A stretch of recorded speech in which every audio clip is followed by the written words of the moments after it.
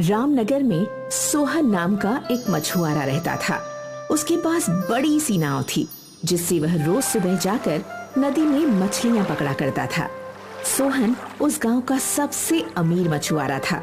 सभी मछुआरे सोहन की इस बात से बहुत जलते थे, लेकिन सोहन रोज सबसे ज्यादा मछलियां पकड़ कर लाता और उन्हें बाजार में ले जाकर बेच देता था। अरे सोहन भैया, तुम इतनी सारी मछलियाँ पकड़ लाते हो, तुम्हारी तो बहुत अच्छी कमाई होती होगी।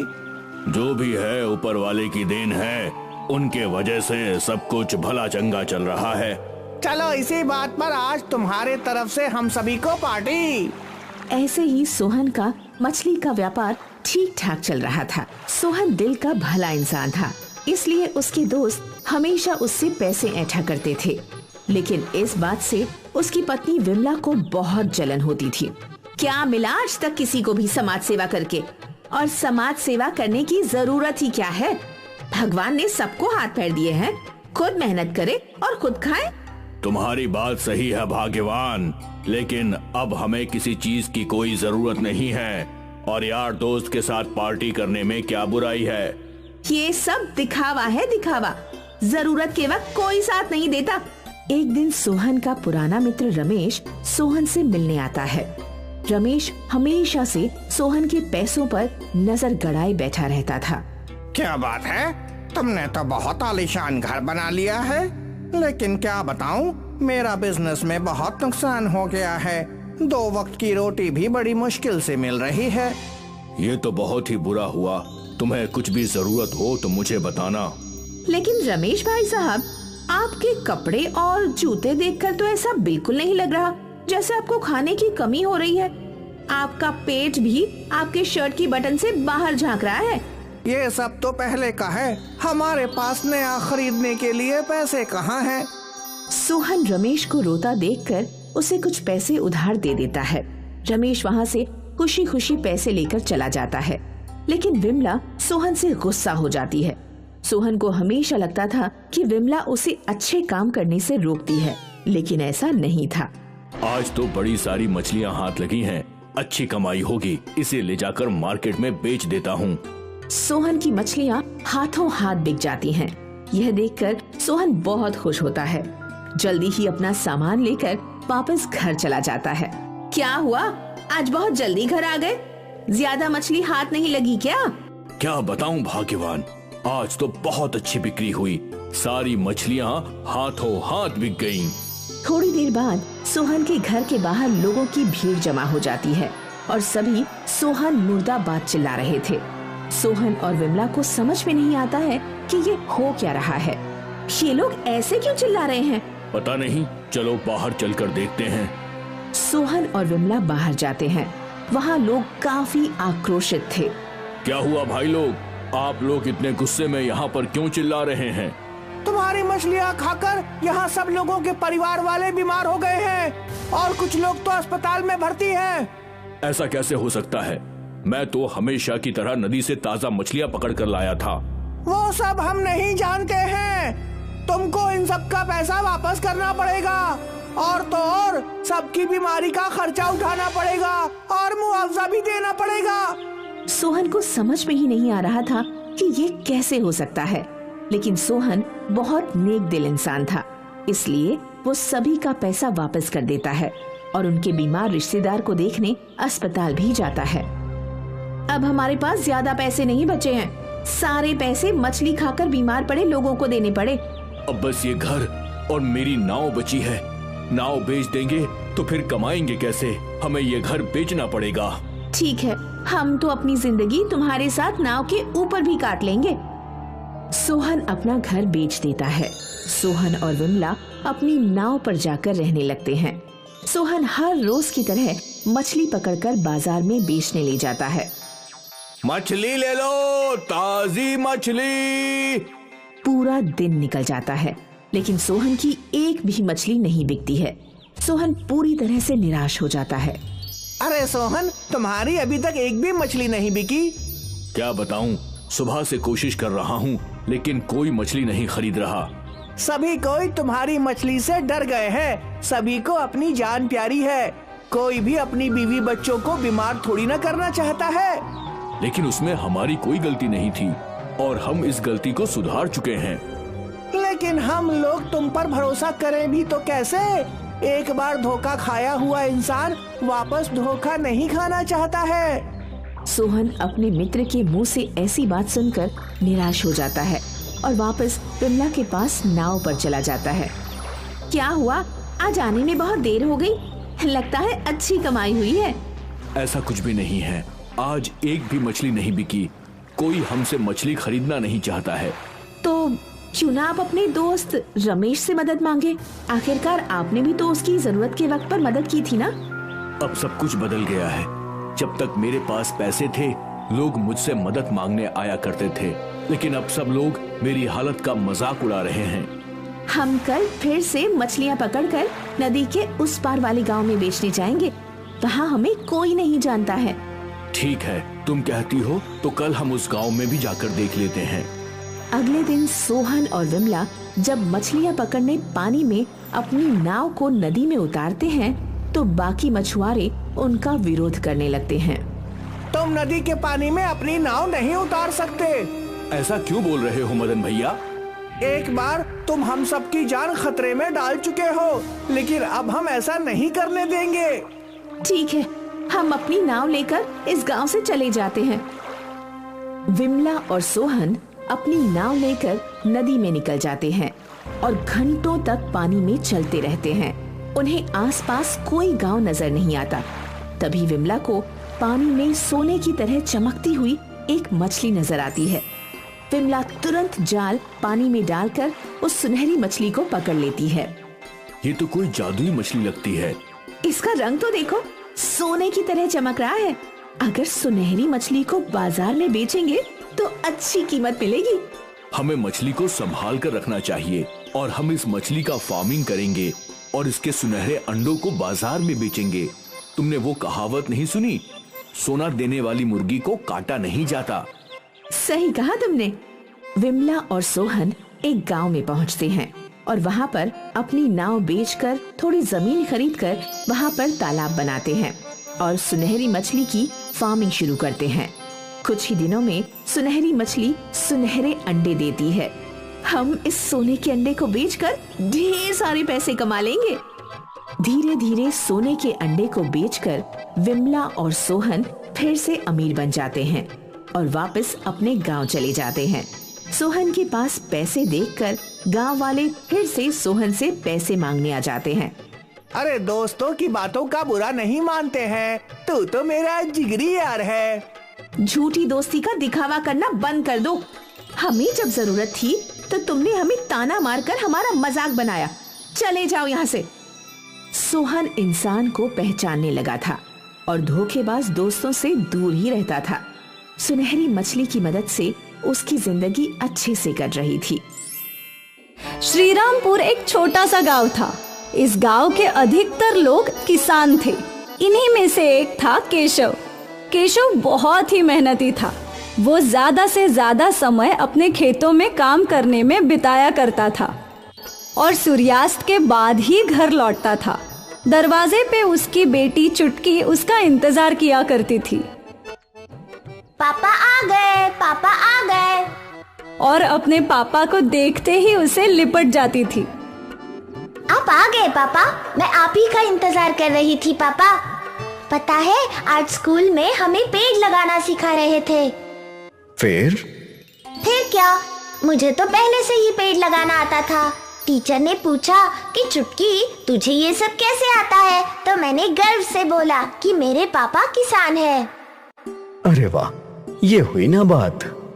सबने मेरे लिए तालियां बजाई और टीचर ने मुझे चॉकलेट भी दी। बढ़िया है। वैसे तेरी माँ ने आज खाने में क्या बनाया है? दाल चावल और गोभी की सब्जी। फिर से गोभी की सब्जी? अरे छुटकी, तुम्हें तो गोभी की सब्जी खानी चाहिए। ये सब्जी तुम्हारे पापा ने उगाई है। फिर तो मैं जरूर खाऊंगी। मैं अभी खाना लगाती हूँ। कोमल ने सबके लिए खाना लगाया और फिर तीनों ने एक साथ बैठकर हंसी खुशी खाना खाया। अगली सुबह बिन मौसम बरसात शुरू हो गई। अब क्या होगा? ऐसे ही अगर ये बरसात बरसती रही तो सारी फसल बर्बाद हो जाएगी। आप चिंता मत कीजिए, भगवान जी हमारी मदद करेंगे। जल्दी बरसात रुक जाएगी। उम्मीद है। लेकिन होने को कुछ और ही मंजूर था। बरसात बढ़ते ही जा रही थी। कुछ ही घंटों में गांव में पानी भरने लगा और जल्द ही खेतों में भी पानी भरने लगा। सारे किसान परेशान हो गए। अब क्या होगा? सारी फसल बर्बाद हो गई। अब तो भगवान ही हमारी मदद कर सकता है। केशव ने अपनी फसल देखी जो पूरी पानी में डूबी थी। वो परेशान हो गया। वो भीगते हुए घर लौटा। कोमल, समझ नहीं आ रहा है कि अब क्या होगा। सारे किसानों की फसल पानी में डूबकर बर्बाद हो गई है, हमारी भी। हे राम, अब हम क्या करेंगे? पानी उतरे तो नई फसल लगाने की सोच सकते हैं। अब और कोई रास्ता नहीं, हमें इंतजार ही करना होगा बरसात रुकने और पानी उतरने का। हाँ, आप चिंता मत कीजिए। नई फसल लगाने में मैं आपकी मदद करूंगी। केशव और कोमल चिंतित थे। खारी बरसात रुकी ही नहीं और पानी का स्तर बढ़ता ही जा रहा था। गांव के निजाले हिस्सों में घर डूबने लगे थे। केशव और सारे गांव वाले उन लोगों को बचाने निकले थे। कमर तक पानी में चलकर केशव बच्चों और बुजुर्गों को पानी से बाहर निकाल रहा था। फिर एक लगभग डूबे हुए घर से केशव को किसी औरत की आवाज आ रही थी। मुझे बचाओ, बचाओ। केशव उस घर में गया। वहां फंसी हुई औरत को केशव ने घर से बाहर निकाला, पर बस उसी वक्त वो घर बह गया। केशव के ऊपर छत गिरी और वो बुरे तरीके से घायल हो गया। कुछ गांव वालों ने केशव को बाहर निकाला। केशव बेहोशी के आलम में घर पहुंचा। इन्हें क्या हुआ? किसी की मदद कर रहे थे पर घर ढह गया और इन्हें गहरी चोट आई है। हे राम!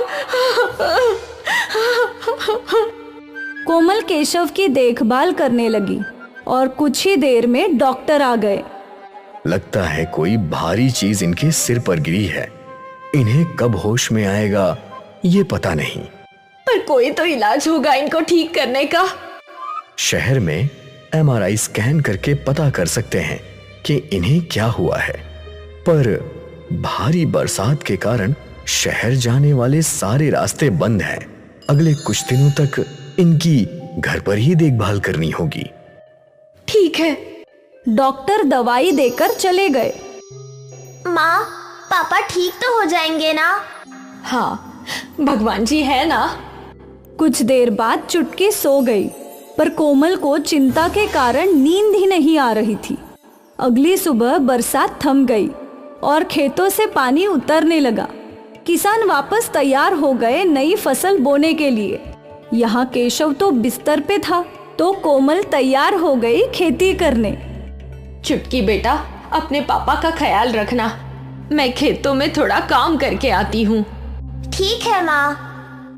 कोमल खेत पहुंची तो उसके खेत में पानी तो नहीं था, पर मिट्टी अभी गीली थी। कोमल ने मिट्टी को उठाकर देखा।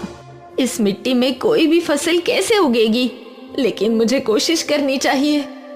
कोमल ने खेतों में बीज बोना शुरू कर दिया। कुछ घंटे बीत गए। अब उम्मीद है कि कुछ दिनों में बीजों को अंकुर फूटे। इतना मिट्टी पानी में है कि कुछ दिन पानी डालने की जरूरत ही नहीं। खेतों का काम खत्म करके कोमल घर चली गई। लगभग 4 दिन बाद कोमल वापस खेत आई। उसने देखा कि उसने बोए हुए सारे बीज मिट्टी के ऊपर है। हे राम, इतनी गीली मिट्टी में मैं कैसे फसल उगाऊंगी? अपने खेतों की ये हालत देखकर कोमल की आंखों में आंसू आ गए। अपनी परिस्थितियों को कैसे बदला जाए ये सोचते सोचते कोमल तालाब के रास्ते चल पड़ी। भगवान जी, मेरी मदद कीजिए। मेरे पति की ये हालत है और खेतों में कुछ उग ही नहीं रहा।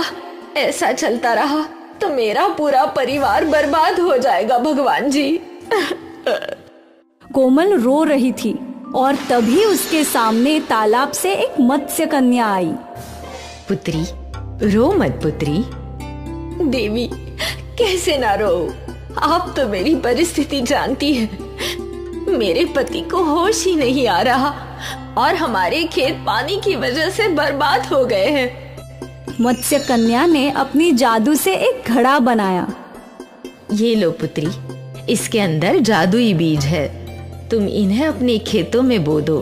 तुम्हारे खेतों में मछलियों की खेती होगी, जिससे तुम्हें अच्छा खासा मुनाफा हो जाएगा।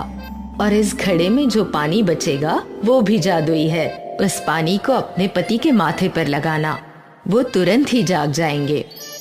धन्यवाद देवी, आपका बहुत बहुत शुक्रिया। मत्स्य कन्या वापस तालाब में समा गई। घड़ा लेकर कोमल अपने खेत पहुंची। कोमल ने उस घड़े के अंदर जो छोटी छोटी मछलियों की बीज थी, उन्हें अपने खेतों में छिड़क दिया। जब सारे बीज खत्म हो गए, अब इसमें बस पानी है, जादुई पानी। वो जादुई पानी लेकर कोमल अपने घर पहुंची और फिर उसने अपने हाथों से वो पानी केशव के माथे पर लगा दिया। और कुछ ही पलों में केशव ने अपनी आंखें खोली।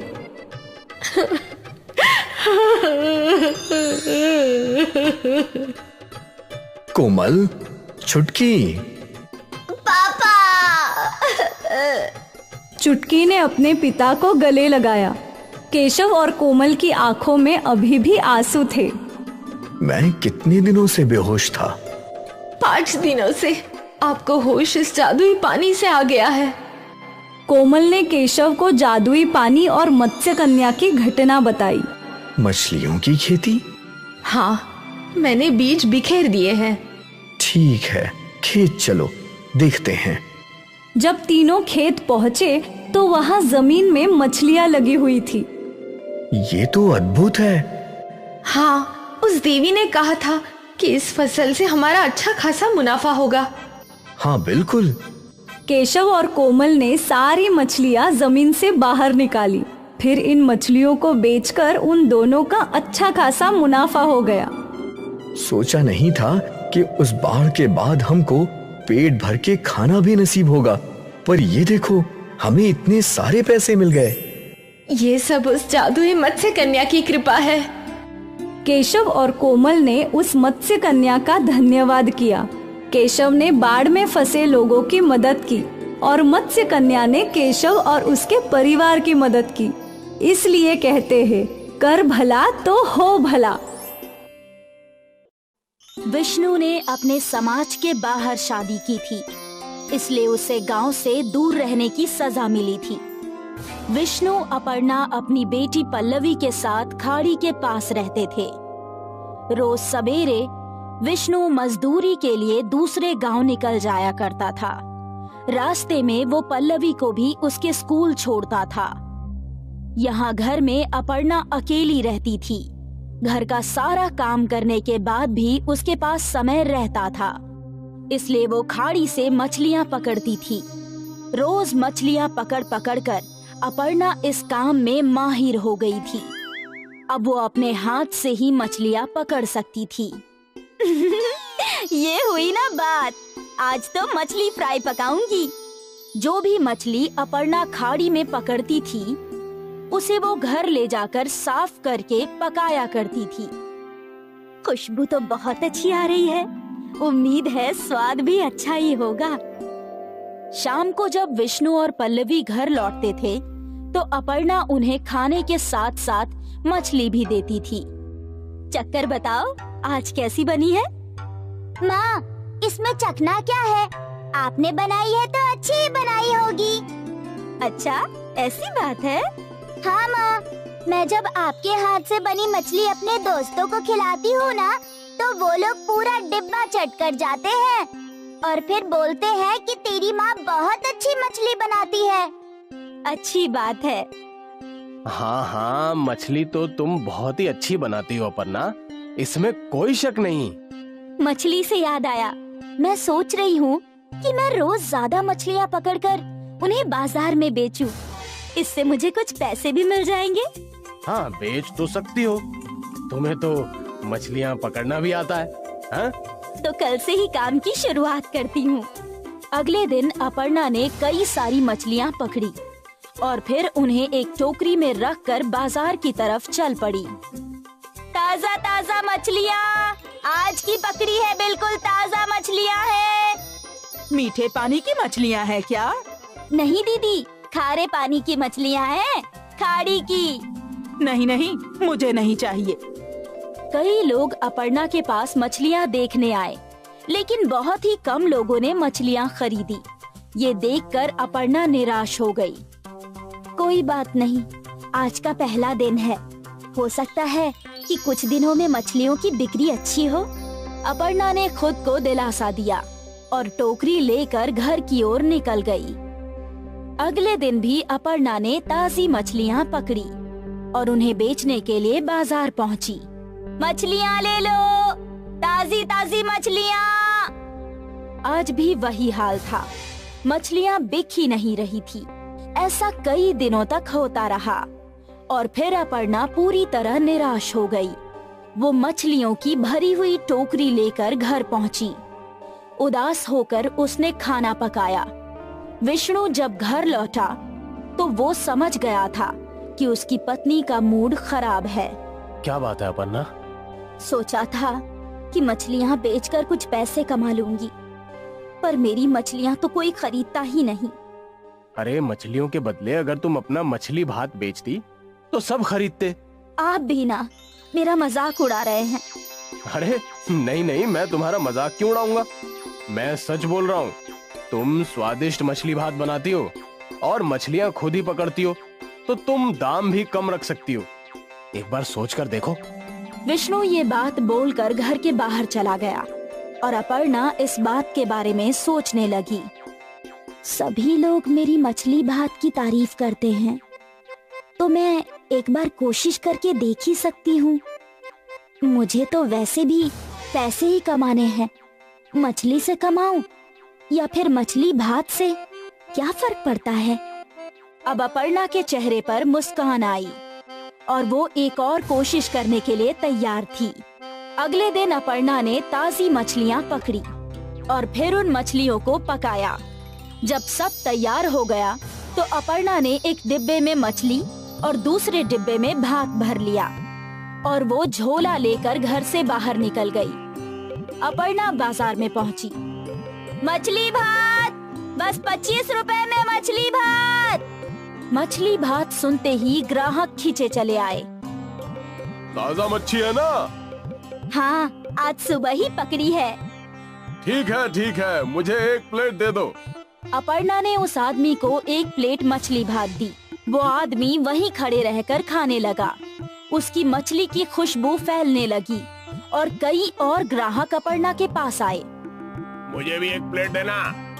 जी।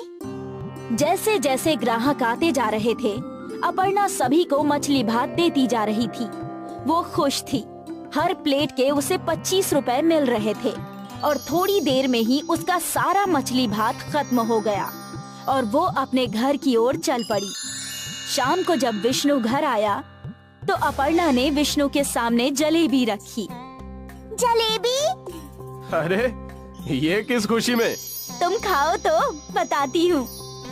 तीनों जलेबी खा रहे थे और अपर्णा ने विष्णु को आज का किस्सा सुनाया। मैं नहीं कहता था कि तुम्हारा मछली भात बहुत बिकेगा। अब लाओ, मुझे भी मछली भात खिलाओ। अरे रे, वो तो सारा बिक गया। क्या? और उस दिन से अपर्णा के मछली भात का व्यापार चल पड़ा। लोग इंतजार करते थे कि कब अपर्णा बाजार आएगी। अरे वो देखो, मछली भात वाली आ गई। उसके आते ही उसके आसपास भीड़ जमा हो जाया करती थी। अपने कमाए हुए पैसों से अपर्णा ने घर की मरम्मत करवाई। विष्णु भी अपर्णा का हाथ बटाता था मछली भात बनाकर बेचने में। विष्णु ने मजदूरी करनी छोड़ दी। मियाँ बीवी मिलकर मछली भात बेचते थे। बाजार में उनकी दुकान भी खुल गई थी। मछली भात का बिजनेस चल पड़ा और थोड़े ही दिनों में पूरे गांव में अपर्णा मछली भात वाली मशहूर हो गई। अब उसका पूरा परिवार इसी काम में उसका हाथ बटाने लगा। रामनगर में सोहन नाम का एक मछुआरा रहता था। उसके पास बड़ी सी नाव थी। जिससे वह रोज सुबह जाकर नदी में मछलियाँ पकड़ा करता था। सोहन उस गांव का सबसे अमीर मछुआरा था। सभी मछुआरे सोहन की इस बात से बहुत जलते थे, लेकिन सोहन रोज सबसे ज्यादा मछलियाँ पकड़ कर लाता और उन्हें बाजार में ले जाकर बेच देता था। अरे सोहन भैया, तुम इतनी सारी मछलियाँ पकड़ लाते हो, तुम्हारी तो बहुत अच्छी कमाई होती होगी। जो भी है ऊपर वाले की देन है, उनके वजह से सब कुछ भला चंगा चल रहा है। चलो इसी बात पर आज तुम्हारे तरफ से हम सभी को पार्टी। ऐसे ही सोहन का मछली का व्यापार ठीक ठाक चल रहा था। सोहन दिल का भला इंसान था, इसलिए उसके दोस्त हमेशा उससे पैसे ऐंठा करते थे। लेकिन इस बात से उसकी पत्नी विमला को बहुत जलन होती थी।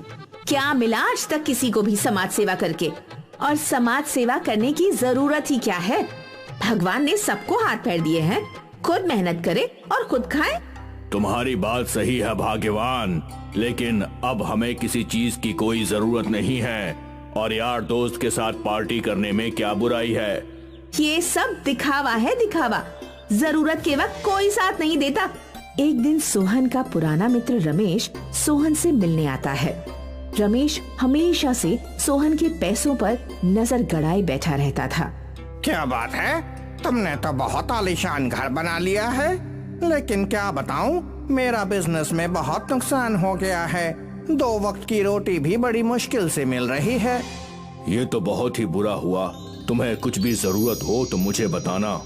लेकिन रमेश भाई साहब, आपके कपड़े और जूते देखकर तो ऐसा बिल्कुल नहीं लग रहा जैसे आपको खाने की कमी हो रही है।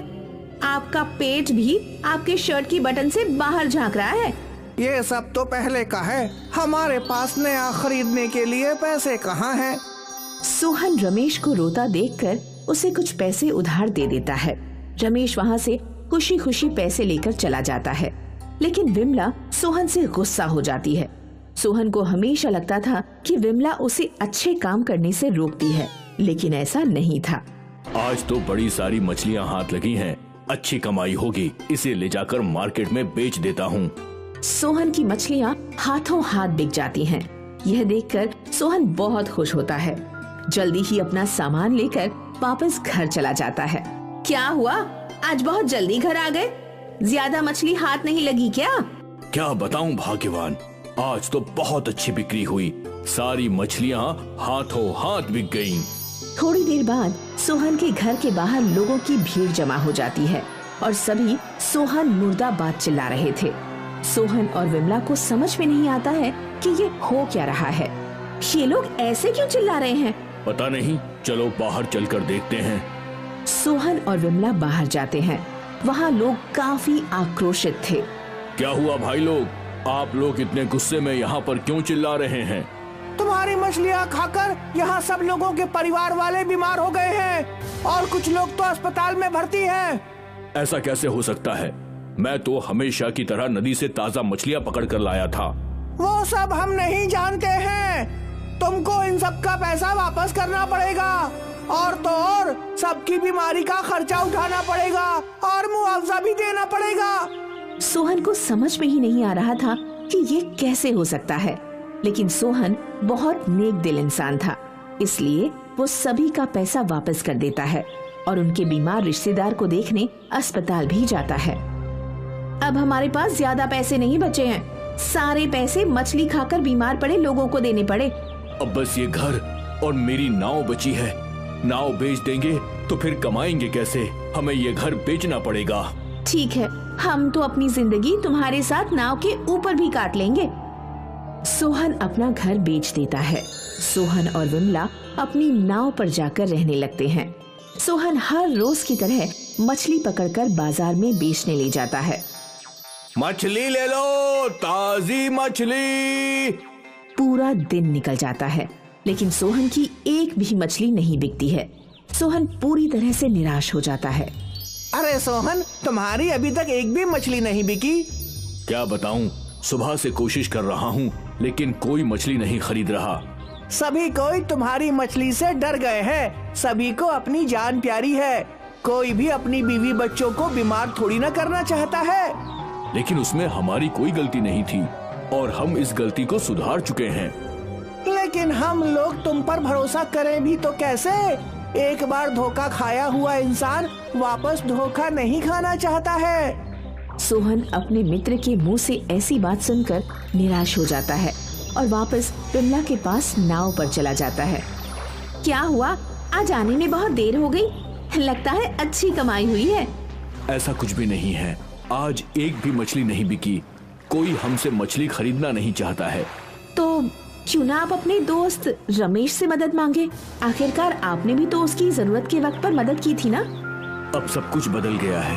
जब तक मेरे पास पैसे थे, लोग मुझसे मदद मांगने आया करते थे, लेकिन अब सब लोग मेरी हालत का मजाक उड़ा रहे हैं।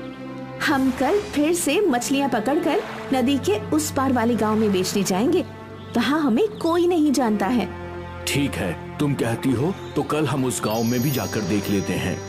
अगले दिन सोहन और विमला जब मछलियाँ पकड़ने पानी में अपनी नाव को नदी में उतारते हैं तो बाकी मछुआरे उनका विरोध करने लगते हैं। तुम नदी के पानी में अपनी नाव नहीं उतार सकते। ऐसा क्यों बोल रहे हो मदन भैया? एक बार तुम हम सबकी जान खतरे में डाल चुके हो, लेकिन अब हम ऐसा नहीं करने देंगे। ठीक है, हम अपनी नाव लेकर इस गांव से चले जाते हैं। विमला और सोहन अपनी नाव लेकर नदी में निकल जाते हैं और घंटों तक पानी में चलते रहते हैं। उन्हें आसपास कोई गांव नजर नहीं आता। तभी विमला को पानी में सोने की तरह चमकती हुई एक मछली नजर आती है। विमला तुरंत जाल पानी में डालकर उस सुनहरी मछली को पकड़ लेती है। ये तो कोई जादुई मछली लगती है। इसका रंग तो देखो, सोने की तरह चमक रहा है। अगर सुनहरी मछली को बाजार में बेचेंगे तो अच्छी कीमत मिलेगी। हमें मछली को संभाल कर रखना चाहिए और हम इस मछली का फार्मिंग करेंगे और इसके सुनहरे अंडों को बाजार में बेचेंगे। तुमने वो कहावत नहीं सुनी, सोना देने वाली मुर्गी को काटा नहीं जाता? सही कहा तुमने। विमला और सोहन एक गांव में पहुंचते हैं और वहां पर अपनी नाव बेचकर थोड़ी जमीन खरीदकर वहां पर तालाब बनाते हैं और सुनहरी मछली की फार्मिंग शुरू करते हैं। कुछ ही दिनों में सुनहरी मछली सुनहरे अंडे देती है। हम इस सोने के अंडे को बेचकर ढेर सारे पैसे कमा लेंगे। धीरे धीरे सोने के अंडे को बेचकर विमला और सोहन फिर से अमीर बन जाते हैं और वापस अपने गांव चले जाते हैं। सोहन के पास पैसे देखकर गांव वाले फिर से सोहन से पैसे मांगने आ जाते हैं। अरे दोस्तों की बातों का बुरा नहीं मानते हैं, तू तो मेरा जिगरी यार है। झूठी दोस्ती का दिखावा करना बंद कर दो। हमें जब जरूरत थी तो तुमने हमें ताना मारकर हमारा मजाक बनाया। चले जाओ यहाँ से। सोहन इंसान को पहचानने लगा था और धोखेबाज दोस्तों से दूर ही रहता था। सुनहरी मछली की मदद से उसकी जिंदगी अच्छे से कट रही थी। वसई गांव में एक पढ़ा लिखा नौजवान था, योगेश। योगेश की शादी उसी के गांव की एक लड़की शेवंता से हुई थी। शेवंता एक मच्छी मार परिवार से थी। शादी के बाद दोनों बहुत खुश थे। शेवंता योगेश को रोज टिफिन दिया करती थी और योगेश रोज अपने दफ्तर चला जाया करता था। इनकी जिंदगी अच्छी कट रही थी और फिर 2 साल बाद शेवंता ने एक बेटे को जन्म दिया। अब दोनों की खुशियों का ठिकाना नहीं था, लेकिन एक दिन योगेश हाथों में एक चिट्ठी लेकर घर लौटा और वो उस चिट्ठी को पकड़कर रोने लगा। काय झाला? तुम काय को रो रहे हो? मेरी नौकरी। क्या हुआ नौकरी को? मैं जहाँ काम करता था वो कंपनी बंद हो गई और अगर भाई, लेकिन तुम रो मत। हाँ, तुमको कोई और नौकरी जरूर मिल जाएगी। लेकिन अब घर का खर्चा कैसे चलेगा? योगेश फूट फूट कर रोने लगा और पूरा दिन काम करते करते शेवंता सिर्फ अब घर खर्च के बारे में ही सोच रही थी। और रात को सोते समय, तुम फिक्र मत करो, मैं कुछ न कुछ जरूर कर लेगी। और फिर तुम भी दूसरी नौकरी ढूंढ ही रहे हो ना। ये बुरा वक्त है, जल्दी ही बीत जाएगा। और अगले दिन सुबह सुबह शेवंता मच्छी खरीदने दरिया के पास पहुंची। उसने मछुआरों से मछलियां खरीदी और उन्हें पैसे दे दिए और फिर गांव लौटकर मछली वाली ताजी ताजी मच्छी ले लो। शेवंता गांव-गांव घूमकर मछलियां बेचने लगी। उसे दिन भर में अच्छे खासे पैसे मिल जाया करते थे। मिले हुए पैसे में से शेवंता कुछ पैसे अपने घर खर्च के लिए रखती थी और कुछ पैसे अलग से संभाल कर रख दिया करती थी। शिव भी रोज तैयार होकर काम की तलाश में निकल जाया करता था, लेकिन रोज निराश घर लौटता था। ये सिलसिला कई महीनों तक चलता रहा। शेवंता रोज मछलियां बेचा करती थी। मछली वाली ताजी ताजी मच्छी ले लो। और फिर शाम को जब योगेश निराश बैठा करता था तो वो उसे तेल की मालिश किया करती थी। एक दिन शेवंता ने देखा कि उसके जमाए हुए पैसे अच्छे खासे हो चुके थे। वो योगेश के पास गई। मैं क्या कहती है, तुमको नौकरी क्यों करनी है? तुम कोई व्यापार क्यों नहीं करते? व्यापार करने में पूंजी लगती है, वो कहाँ से लाऊंगा?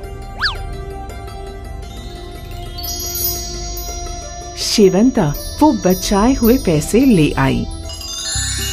ये मैंने जमाए हैं, तुम इससे अपना व्यापार शुरू कर सकते हो। शेवंता के जमाए हुए पैसे देखकर योगेश की आंखें भर आईं। और फिर योगेश ने गांव में एक दुकान खोली। इसके बाद योगेश और शेवंता की आर्थिक स्थिति धीरे धीरे बेहतर होने लगी। और फिर शेवंता ने गांव में घूम घूम कर मछलियां बेचना भी बंद कर दिया। इस कहानी ने हमें ये सिखाया कि कोशिश करने वालों की कभी हार नहीं होती। विष्णु ने अपने समाज के बाहर शादी की थी, इसलिए उसे गांव से दूर रहने की सजा मिली थी। विष्णु अपर्णा अपनी बेटी पल्लवी के साथ खाड़ी के पास रहते थे। रोज सवेरे विष्णु मजदूरी के लिए दूसरे गांव निकल जाया करता था। रास्ते में वो पल्लवी को भी उसके स्कूल छोड़ता था। यहाँ घर में अपर्णा अकेली रहती थी। घर का सारा काम करने के बाद भी उसके पास समय रहता था, इसलिए वो खाड़ी से मछलियाँ पकड़ती थी। रोज मछलियाँ पकड़ पकड़ कर अपर्णा इस काम में माहिर हो गई थी। अब वो अपने हाथ से ही मछलियाँ पकड़ सकती थी। ये हुई ना बात, आज तो मछली फ्राई पकाऊंगी। जो भी मछली अपर्णा खाड़ी में पकड़ती थी उसे वो घर ले जाकर साफ करके पकाया करती थी। खुशबू तो बहुत अच्छी आ रही है, उम्मीद है स्वाद भी अच्छा ही होगा। शाम को जब विष्णु और पल्लवी घर लौटते थे तो अपर्णा उन्हें खाने के साथ साथ मछली भी देती थी। चक्कर बताओ, आज कैसी बनी है? माँ, इसमें चखना क्या है? आपने बनाई है तो अच्छी ही बनाई होगी। अच्छा, ऐसी बात है? हाँ माँ, मैं जब आपके हाथ से बनी मछली अपने दोस्तों को खिलाती हूँ ना, तो वो लोग पूरा डिब्बा चट कर जाते हैं और फिर बोलते हैं कि तेरी माँ बहुत अच्छी मछली बनाती है। अच्छी बात है।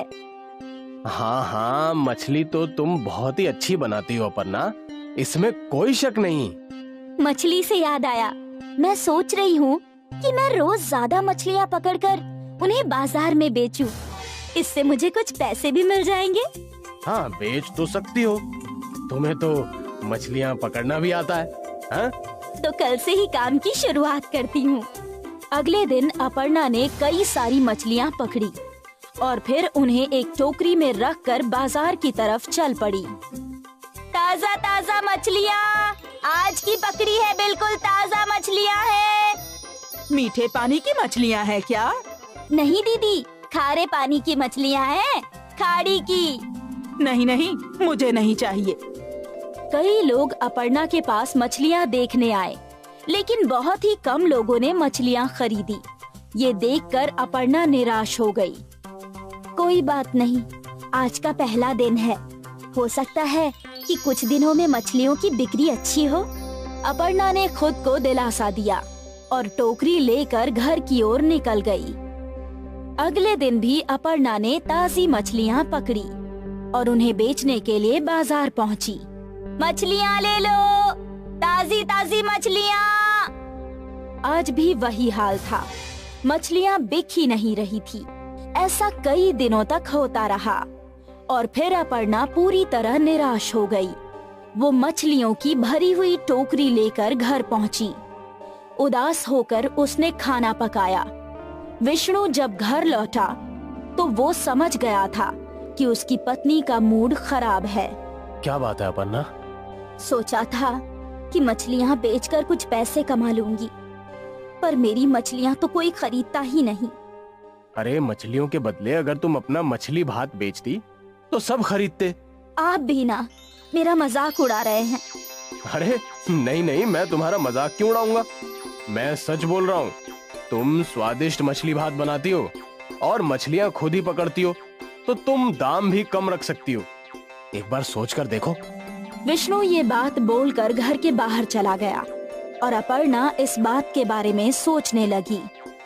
सभी लोग मेरी मछली भात की तारीफ करते हैं, तो मैं एक बार कोशिश करके देख ही सकती हूँ। मुझे तो वैसे भी पैसे ही कमाने हैं, मछली से कमाऊं या फिर मछली भात से, क्या फर्क पड़ता है।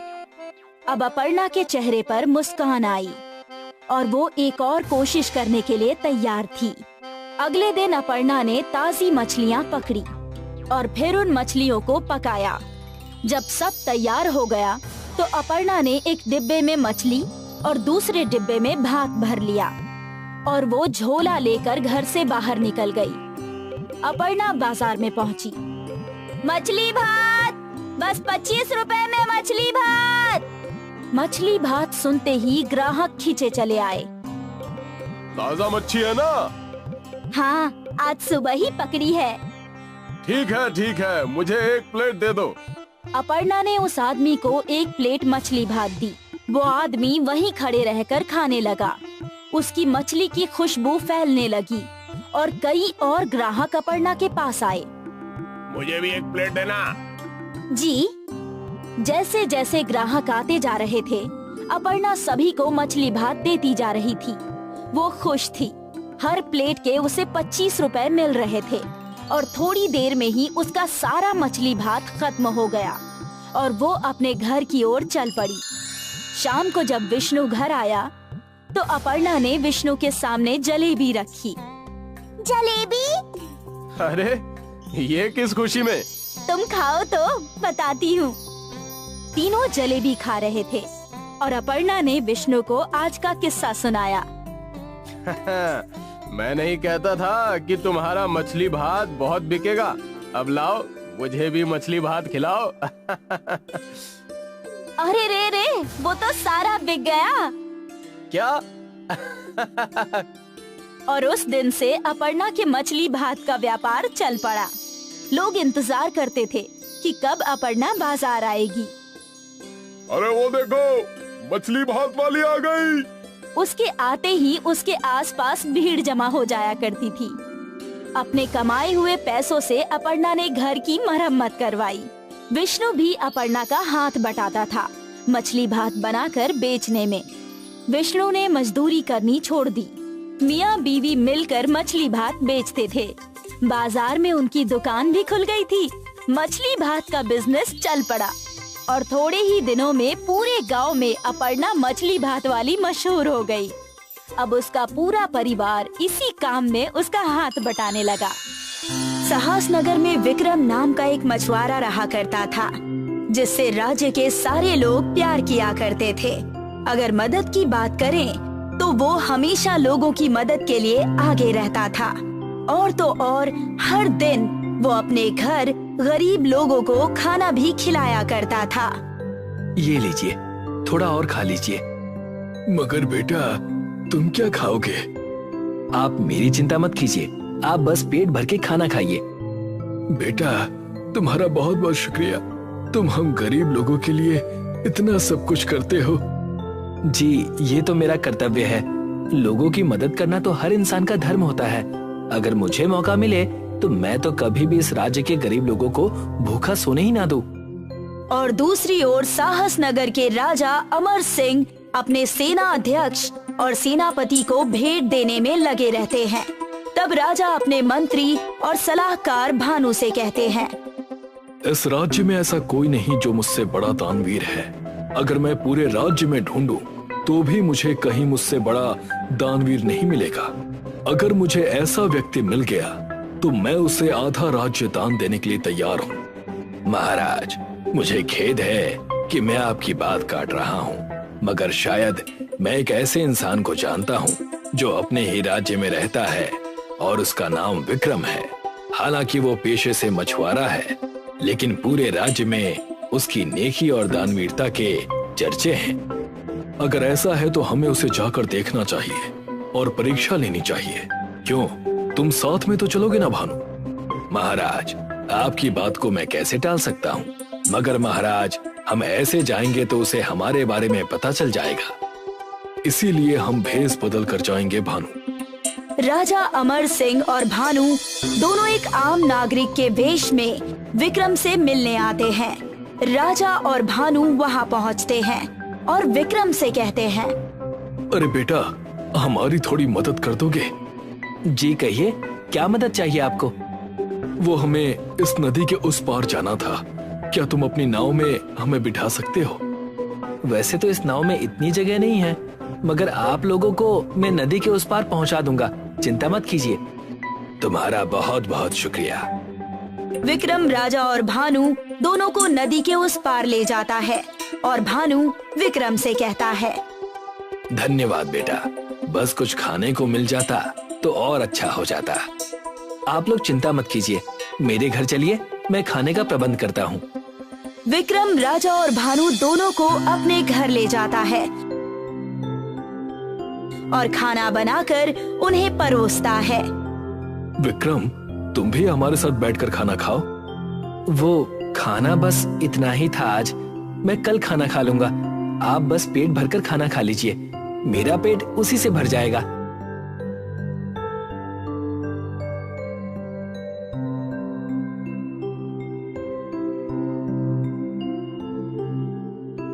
भोजन के लिए शुक्रिया विक्रम। अभी हमारे जाने का वक्त हो गया है। अभी आप कहाँ जाएंगे? अभी तो बहुत समय हो गया है, आज आप यहीं सो जाइए। राजा और भानु दोनों ही विक्रम के घर रुक जाते हैं और सुबह विक्रम के उठने से पहले ही राज दरबार पहुंच जाते हैं और अपने असली रूप में आ जाते हैं। और राजा अमर सिंह विक्रम को 2 दिन बाद अपने राज दरबार में आमंत्रित करते हैं।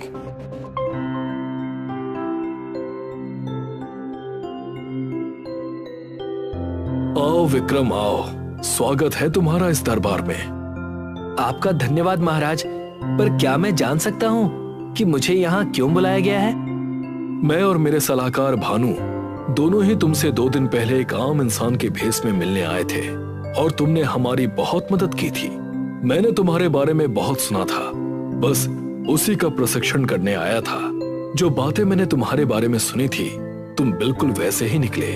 ये लो, सोने और चांदी की एक छोटी सी भेंट। महाराज, आपका धन्यवाद कि आपने मुझे इस योग्य समझा, परंतु मैं इस सोने चांदी का क्या करूंगा? तुम्हें क्या चाहिए? मैं तुम्हें वचन देता हूँ कि मैं तुम्हें वो सारी चीजें दूंगा जो मुझसे संभव होगा।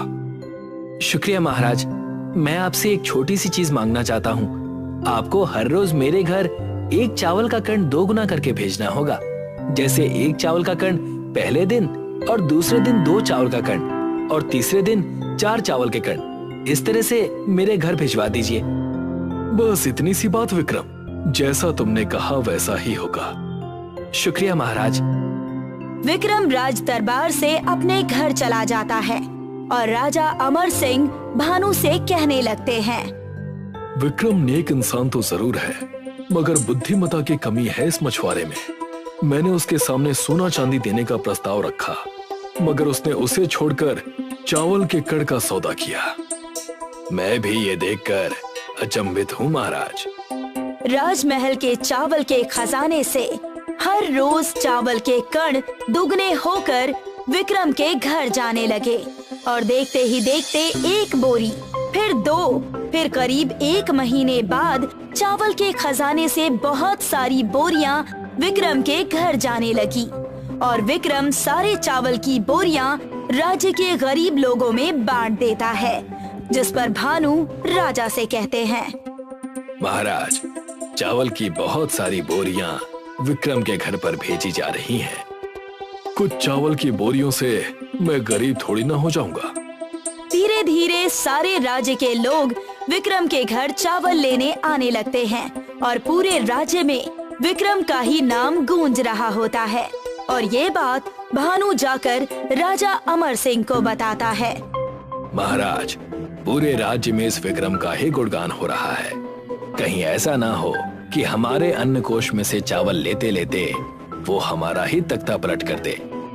ये सुनकर राजा अमर सिंह चिंता में पड़ जाते हैं और विक्रम को अपने दरबार में बुलाते हैं। मुझे पता है कि तुम क्या करने की कोशिश कर रहे हो विक्रम। तुम मेरे सिंहासन पर विराजमान होना चाहते हो, इसीलिए तुम हमसे चावल ले रहे हो और पूरे राज्य में बांट रहे हो। अगर ऐसा है महाराज, तो आप मुझे चावल भेजना बंद कर दीजिए और उसकी जगह कुछ और भेजना शुरू कर दीजिए। भानु ये सुनकर राजा के पास जाकर उनके कान में कहते हैं कि महाराज ने इसकी ये मांग नहीं मानी तो ये उनके वचन से मुकरना माना जाएगा। ये सुनकर राजा उसकी बात मान लेते हैं। ठीक है, कहो तुम्हें चावल के बदले क्या चाहिए, मैं तुम्हें वो भी देने के लिए तैयार हूँ। जिस तरीके से आप मुझे चावल दे रहे थे, उसी तरीके से चावल की जगह दाल भेज दिया कीजिए। और जिस तरीके से चावल विक्रम को भेजा करते थे, उसी तरीके से दाल भी उसके घर जाने लगती है। और 1 महीने बाद विक्रम राज्य के गरीब लोगों को इकट्ठा करके उन्हें दाल बांटना शुरू करता है और पूरे राज्य में ये बात फैल जाती है, जिससे एक बार फिर राजा परेशान हो जाते हैं। हमें कुछ ना कुछ तो करना ही होगा, नहीं तो हमारे स्वयं के खाने के लिए कुछ नहीं बचेगा। फिर हम क्या खाएंगे, सोने और चांदी? महाराज, मेरे पास एक उपाय है। अगर हम विक्रम पर झूठा आरोप लगाए कि विक्रम हमारे चावल के भंडार से चावल चोरी कर रहा था, तब हम इसे चावल देना बंद कर सकते हैं। वो कैसे? जैसा कि आप जानते हैं कि हम इसे चावल देना बंद कर चुके हैं, तो हम विक्रम पर दोष लगाएंगे कि उसने चावल के भंडार से चावल की बोरी चोरी की है और किसी इंसान को झूठी गवाही के लिए मना भी लेंगे। सही कह रहे हो, फिर मैं उसे माफ तो कर दूंगा, मगर हर दिन जो दाल उसके घर जाता है उसे बंद करवा दूंगा। और अगले दिन राजा विक्रम को अपने राज्य दरबार में बुलाते हैं और उस पे चावल की 3 बोरियां चोरी करने का आरोप लगाते हैं। हमारे चावल के भंडार से कल चावल की 3 बोरियां चोरी हुई हैं और मुझे पता चला है कि उसकी चोरी तुमने की है। महाराज, मुझे चावल की चोरी करके क्या मिलेगा? और मैंने चावल की चोरी की, उसका आपके पास क्या सबूत है? सबूत है, कल जब तुम चावल के भंडार से चावल की बोरियां चुरा रहे थे, तो उसी वक्त दर्पण, जो राजमहल के बाहर रहता है, उसने तुम्हें चावल चुराते हुए देखा। अगर ऐसा है तो मैं भी उसकी दी गई गवाही को सुनना चाहता हूँ। भानु दर्पण को राज्य दरबार में बुलाते हैं और दर्पण विक्रम को देखकर हैरान हो जाता है। विक्रम, तुम?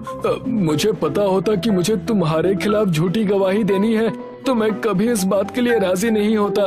जब मेरे और मेरे परिवार के पास खाने के लिए कुछ नहीं था, तब विक्रम ने ही हमें हर दिन का खाना और पानी की सुविधा दी थी।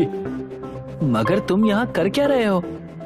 मुझे राजा जी के सलाहकार भानु ने तुम्हारे खिलाफ झूठी गवाही देने के लिए कहा था, मगर मुझे पता नहीं था कि वो इंसान तुम हो।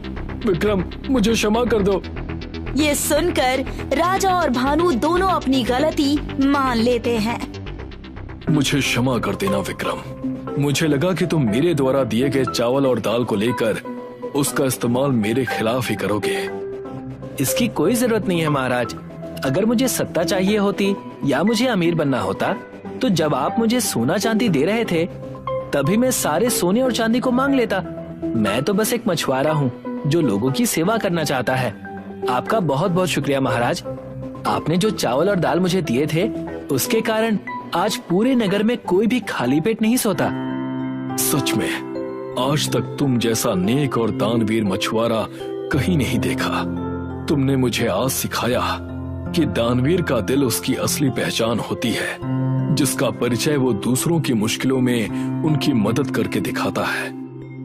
राजा अमर सिंह विक्रम को मंत्री के पद पर बिठा देते हैं और विक्रम आगे से चावल और दाल लेने से मना कर देता है और साहस नगर में कभी किसी को किसी भी चीज की कमी नहीं होती।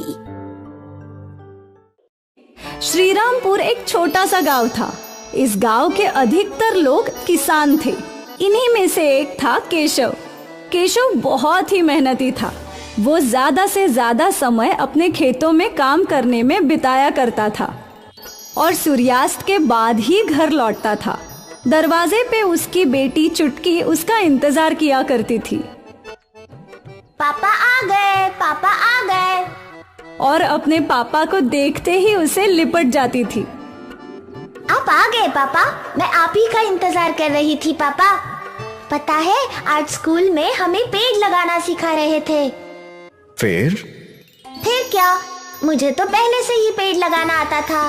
टीचर ने पूछा कि चुटकी तुझे ये सब कैसे आता है, तो मैंने गर्व से बोला कि मेरे पापा किसान हैं। अरे वाह, ये हुई ना बात। सबने मेरे लिए तालियां बजाई और टीचर ने मुझे चॉकलेट भी दी। बढ़िया है। वैसे तेरी माँ ने आज खाने में क्या बनाया है? दाल चावल और गोभी की सब्जी। फिर से गोभी की सब्जी? अरे छुटकी, तुम्हें तो गोभी की सब्जी खानी चाहिए।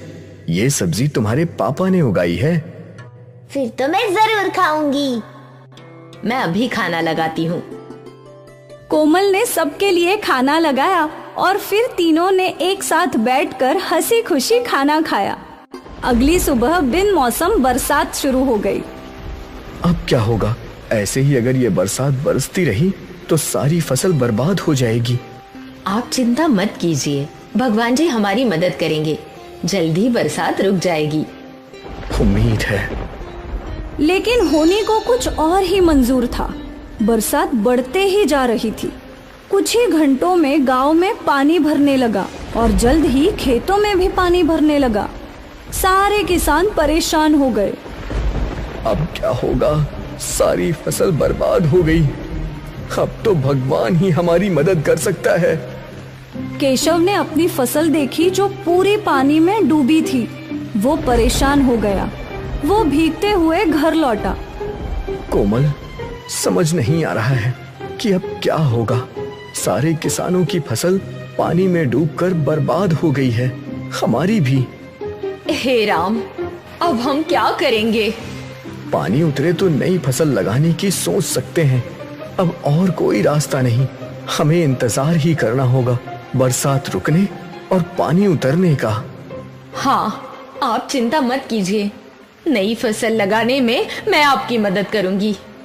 केशव और कोमल चिंतित थे। खारी बरसात रुकी ही नहीं और पानी का स्तर बढ़ता ही जा रहा था। गांव के निजाले हिस्सों में घर डूबने लगे थे। केशव और सारे गांव वाले उन लोगों को बचाने निकले थे। कमर तक पानी में चलकर केशव बच्चों और बुजुर्गों को पानी से बाहर निकाल रहा था। फिर एक लगभग डूबे हुए घर से केशव को किसी औरत की आवाज आ रही थी। मुझे बचाओ, बचाओ। केशव उस घर में गया। वहां फंसी हुई औरत को केशव ने घर से बाहर निकाला, पर बस उसी वक्त वो घर बह गया। केशव के ऊपर छत गिरी और वो बुरे तरीके से घायल हो गया। कुछ गांव वालों ने केशव को बाहर निकाला। केशव बेहोशी के आलम में घर पहुंचा। इन्हें क्या हुआ? किसी की मदद कर रहे थे पर घर ढह गया और इन्हें गहरी चोट आई है। हे राम! कोमल केशव की देखभाल करने लगी और कुछ ही देर में डॉक्टर आ गए। लगता है कोई भारी चीज इनके सिर पर गिरी है। इन्हें कब होश में आएगा ये पता नहीं। पर कोई तो इलाज होगा इनको ठीक करने का। शहर में MRI स्कैन करके पता कर सकते हैं कि इन्हें क्या हुआ है, पर भारी बरसात के कारण शहर जाने वाले सारे रास्ते बंद हैं। अगले कुछ दिनों तक इनकी घर पर ही देखभाल करनी होगी। ठीक है। डॉक्टर दवाई देकर चले गए। माँ, पापा ठीक तो हो जाएंगे ना? हाँ, भगवान जी है ना। कुछ देर बाद चुटकी सो गई, पर कोमल को चिंता के कारण नींद ही नहीं आ रही थी। अगली सुबह बरसात थम गई और खेतों से पानी उतरने लगा। किसान वापस तैयार हो गए नई फसल बोने के लिए। यहाँ केशव तो बिस्तर पे था तो कोमल तैयार हो गई खेती करने। चुटकी बेटा, अपने पापा का ख्याल रखना। मैं खेतों में थोड़ा काम करके आती हूँ। ठीक है माँ। कोमल खेत पहुंची तो उसके खेत में पानी तो नहीं था, पर मिट्टी अभी गीली थी। कोमल ने मिट्टी को उठाकर देखा। इस मिट्टी में कोई भी फसल कैसे उगेगी, लेकिन मुझे कोशिश करनी चाहिए। कोमल ने खेतों में बीज बोना शुरू कर दिया। कुछ घंटे बीत गए। अब उम्मीद है कि कुछ दिनों में बीजों को अंकुर फूटे। इतना मिट्टी पानी में है कि कुछ दिन पानी डालने की जरूरत ही नहीं। खेतों का काम खत्म करके कोमल घर चली गई। लगभग 4 दिन बाद कोमल वापस खेत आई। उसने देखा कि उसने बोए हुए सारे बीज मिट्टी के ऊपर है। हे राम, इतनी गीली मिट्टी में मैं कैसे फसल उगाऊंगी? अपने खेतों की ये हालत देखकर कोमल की आंखों में आंसू आ गए। अपनी परिस्थितियों को कैसे बदला जाए ये सोचते सोचते कोमल तालाब के रास्ते चल पड़ी। भगवान जी, मेरी मदद कीजिए। मेरे पति की ये हालत है और खेतों में कुछ उग ही नहीं रहा। ऐसा चलता रहा तो मेरा पूरा परिवार बर्बाद हो जाएगा भगवान जी। कोमल रो रही थी और तभी उसके सामने तालाब से एक मत्स्य कन्या आई। पुत्री, रो मत पुत्री। देवी, कैसे ना रो, आप तो मेरी परिस्थिति जानती है। मेरे पति को होश ही नहीं आ रहा और हमारे खेत पानी की वजह से बर्बाद हो गए हैं। मत्स्य कन्या ने अपनी जादू से एक घड़ा बनाया। ये लो पुत्री, इसके अंदर जादुई बीज है। तुम इन्हें अपने खेतों में बो दो। तुम्हारे खेतों में मछलियों की खेती होगी, जिससे तुम्हें अच्छा खासा मुनाफा हो जाएगा। और इस घड़े में जो पानी बचेगा वो भी जादुई है। उस पानी को अपने पति के माथे पर लगाना, वो तुरंत ही जाग जाएंगे। धन्यवाद देवी, आपका बहुत बहुत शुक्रिया। मत्स्य कन्या वापस तालाब में समा गई। घड़ा लेकर कोमल अपने खेत पहुंची। कोमल ने उस घड़े के अंदर जो छोटी छोटी मछलियों की बीज थी उन्हें अपने खेतों में छिड़क दिया। जब सारे बीज खत्म हो गए, अब इसमें बस पानी है, जादुई पानी। वो जादुई पानी लेकर कोमल अपने घर पहुंची और फिर उसने अपने हाथों से वो पानी केशव के माथे पर लगा दिया और कुछ ही पलों में केशव ने अपनी आंखें खोली।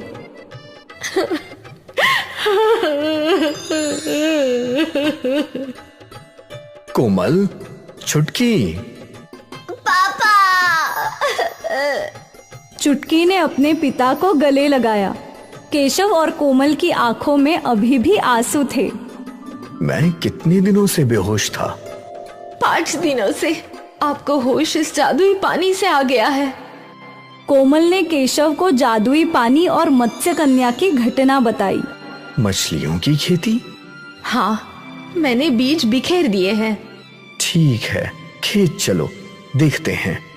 जब तीनों खेत पहुँचे तो वहाँ जमीन में मछलियाँ लगी हुई थी। ये तो अद्भुत है। हाँ, उस देवी ने कहा था कि इस फसल से हमारा अच्छा खासा मुनाफा होगा। हाँ बिल्कुल। केशव और कोमल ने सारी मछलियाँ जमीन से बाहर निकाली। फिर इन मछलियों को बेचकर उन दोनों का अच्छा खासा मुनाफा हो गया। सोचा नहीं था कि उस बाढ़ के बाद हमको पेट भर के खाना भी नसीब होगा, पर ये देखो, हमें इतने सारे पैसे मिल गए। ये सब उस जादुई मत्स्य कन्या की कृपा है। केशव और कोमल ने उस मत्स्य कन्या का धन्यवाद किया। केशव ने बाढ़ में फंसे लोगों की मदद की और मत्स्य कन्या ने केशव और उसके परिवार की मदद की। इसलिए कहते हैं, कर भला तो हो भला।